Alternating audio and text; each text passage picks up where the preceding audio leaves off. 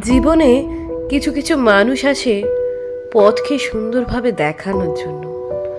অর্থাৎ সেই মানুষটা আমার জীবনে কোনোদিনই থাকবে না, এসে চলে যাবে, এটাই হয়তো ভবিতব্য। কিন্তু সেই মানুষটা যে কদিনের জন্য আসবে আর যে কথাগুলো আমাকে বলবে, সেগুলোই যেন আমার জীবনে চলার পথের এক একটা মন্ত্র হয়ে থাকবে।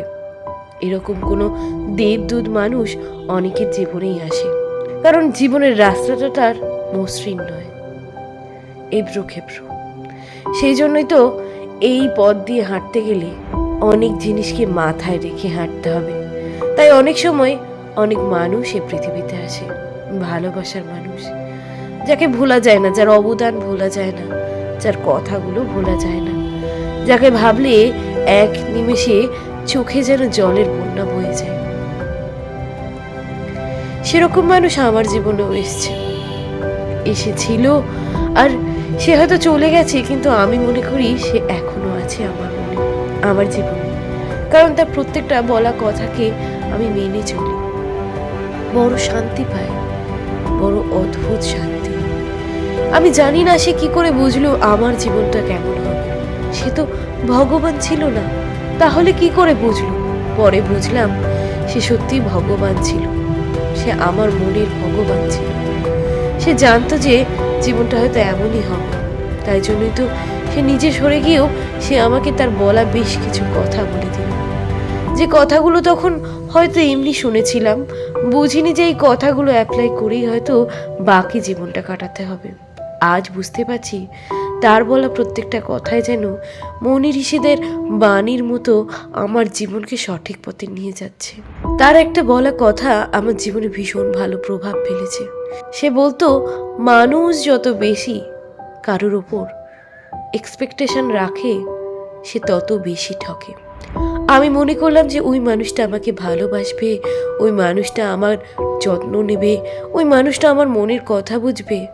এটাই আমি বড্ড ভুল করলাম, আমি বড্ড বোকা হয়ে গেলাম।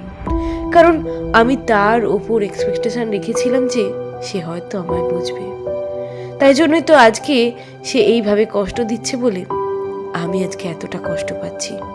আমি যদি তার প্রতি এই ধারণাগুলো না রাখতাম, তাহলে তো আমি আজকে এতটাও কষ্ট পেতাম না, আমার আজকে এতটা কষ্ট হতো না।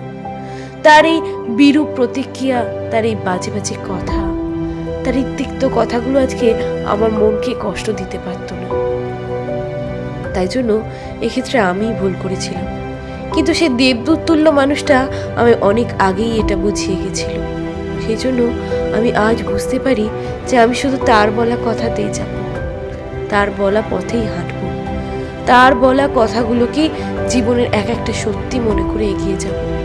তার কথা অনুযায়ী আমাকে আমার সন্তানকে মানুষ করতে হবে আর ভালো থাকতে হবে, অভিনয় করে হলেও ভালো থাকতে হবে। সেই জন্য তো আমি অভিনয় করছি আর ভালো আছি, ভালো থাকতেই চাই। কারণ তার কথাগুলো আমি মানব।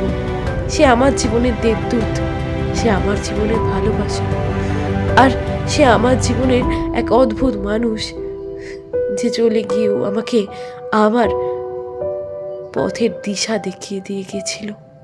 যে পথ ধরে আজ আমি হাঁটছি, যে পথই আজ আমার একমাত্র পথ।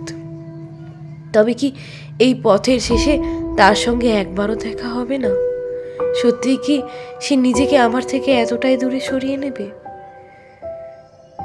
হে ভগবান তুল্য মানুষ, তুমি যদি সত্যিই কোনোদিনও আমাকে এতটুকুও ভালোবেসে থাকো, তাহলে অন্তত শেষ জীবনের আগে একবারও অন্তত দেখা দিও, একবারও অন্তত তোমার পা ধরে প্রণাম জানানোর সুযোগটুকু দিও, তোমার পায়ে নিজের মাথাকে সমর্পণ করার সুযোগটুকু দিও। তুমি যে আমার কাছে ভগবানের থেকে কম কিছু নও, তুমি যে আমার জীবনে চলার পথের প্রতীক। সবাই জানে আমি অন্য একটা মানুষের সঙ্গে আছি, আসলে আমি তোমাকে নিয়ে বেঁচে আছি।